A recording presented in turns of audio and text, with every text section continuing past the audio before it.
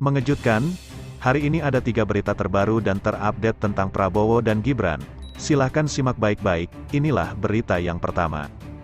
Gibran Rakabuming bisa jadi kuda hitam saat debat Cawapres tanggal 22 Desember tahun 2023. 3 calon wakil presiden yakni Muhaimin Iskandar alias Cak Imin, Gibran Rakabuming dan Mahfud MD akan beradu gagasan berbagai isu yang telah diramu oleh panelis. Poin-poin yang dibahas meliputi ekonomi kerakyatan, ekonomi digital, keuangan, investasi pajak, perdagangan, pengelolaan APBN atau APBD, infrastruktur, dan perkotaan. Dalam debat perdana Cawapres ini banyak orang menantikan aksi calon wakil presiden nomor urut 2 Gibran Rakabuming Raka yang akan berhadapan dengan 2 seniornya. Gibran selama ini dipandang irit berbicara bahkan tidak berkenan hadir dalam diskusi bersama Cawapres. Putra sulung Presiden Jokowi itu mengaku hanya ingin hadir dalam debat resmi yang diselenggarakan KPU. Posisi Gibran sebagai kandidat termuda yang dinilai masih minim pengalaman tidak bisa dipandang sebelah mata. Gibran boleh jadi kuda hitam dalam debat nanti. Hal itu juga diakui Ketua DPP PDIP Jarod Saiful Hidayat yang menilai hanya Gibran yang punya pengalaman debat. Pengalaman debat Gibran diperolehnya saat mengikuti Pilkada Wali Kota Surakarta 2020 lalu. Sedangkan Cawapres nomor urut 1, Muhaimin Iskandar dan Cawapres nomor urut 3, Mahfud MD belum punya pengalaman debat yang digelar oleh penyelenggara pemilu. Jarod menjelaskan, dari pengalaman debat Pilwalkot Solo, Gibran pasti sudah siap menghadapi debat Pilpres 2024 dan tidak boleh dianggap remeh. Jangan meremehkan pada Mas Gibran, dan dia pernah menang di Solo. Itu kan menunjukkan bahwa beliau sudah siap juga, jadi jangan dianggap enteng, ucapnya. Ketua Tim Kampanye Nasional, TKN, Prabowo Subianto Gibran Rakabuming Raka, Rosan Ruslani menyebut pihaknya melihat langsung persiapan debat Cawapres nomor urut 2, Gibran Rakabuming Raka. Gibran telah dinyatakan siap untuk menghadapi debat perdananya sebagai Cawapres pada tanggal 22 Desember tahun 2023 mendatang. Beliau saya lihat langsung dan saya sangat yakin beliau insya Allah sangat siap untuk menghadapi debat di tanggal 22 Desember, ucap Rosan.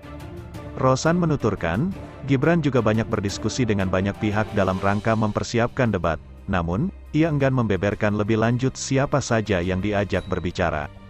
Persiapan tentunya Mas Gibran mempersiapkan dirinya dan beliau banyak berdiskusi dengan banyak pihak, katanya. Itulah berita yang pertama, sekarang Mimin akan bacakan berita yang kedua. Perbandingan dana awal kampanye 3 Capres, Prabowo Gibran 31 kali lipat lebih dari Anies Cak Imin. Inilah rincian awal dana kampanye dari ketiga Capres-Cawapres untuk Pilpres 2024. Ternyata dana milik Anies Baswedan Cak Imin, Prabowo Gibran dan Ganjar Pranowo Mahfud MD berbeda jauh.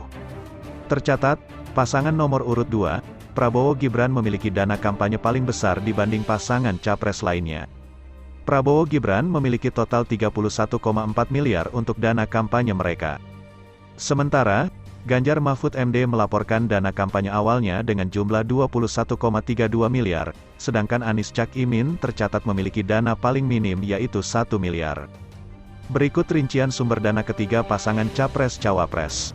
Anies Cak Imin, dana dari pasangan yang diusung Partai Nasdem, Partai Kebangkitan Bangsa, PKB, dan Partai Keadilan Sejahtera, PKS, senilai 1 miliar itu bersumber dari kantong pribadi paslon.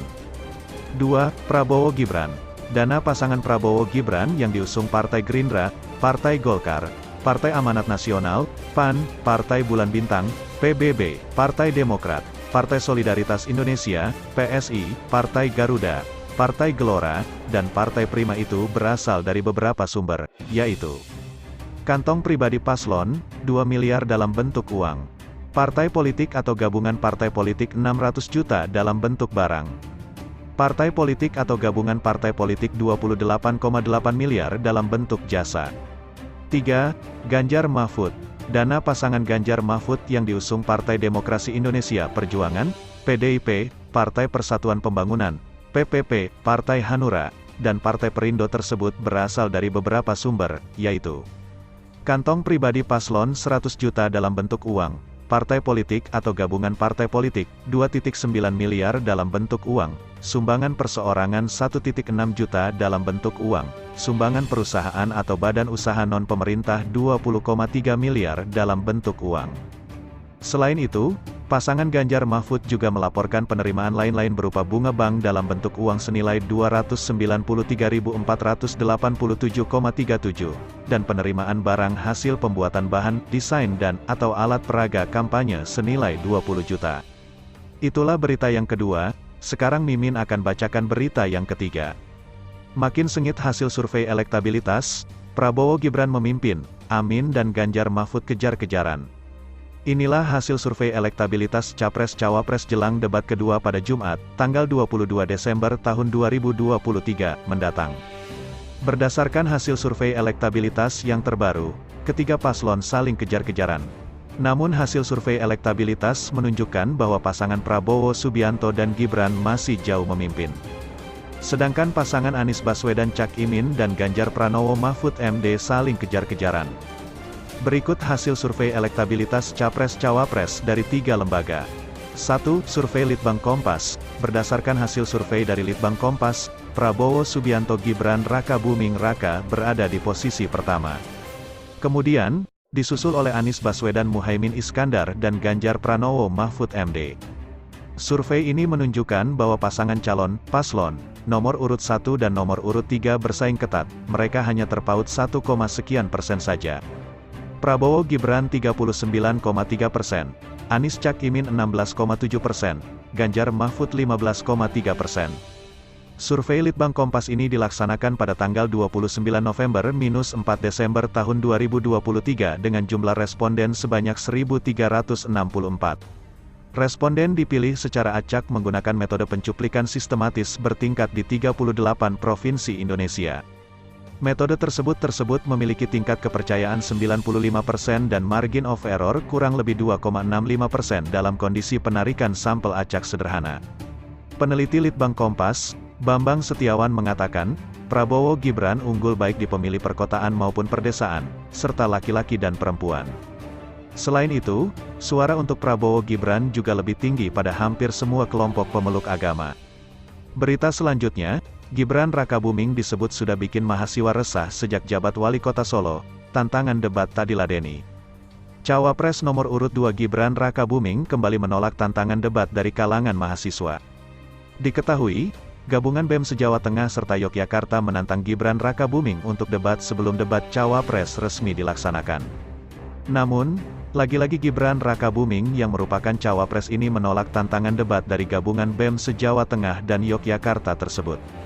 Ketua BEM Unisri Rafla Anbia mengatakan adapun alasan kenapa penting menantang Gibran Raka Buming untuk debat karena keresahan yang dirasakan para mahasiswa sejak putra sulung Jokowi itu menjabat sebagai wali kota Solo.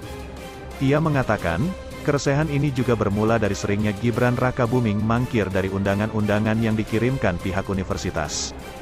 Selain itu melihat isu yang ada di Solo misalkan pendidikan, di mana PPDB di Solo sempat mengalami penurunan di mana ada 7 sekolah dasar pelamarnya hanya 1-6 orang, paparnya. Ia menambahkan, juga soal ruang terbuka hijau dan beberapa proyek strategis nasional yang berdampak pada molornya serta kemacetan kota Solo. Itu beberapa keresahan kita, mahasiswa, yang kenapa berharap agar Gibran Raka Buming itu dapat hadir, ujarnya.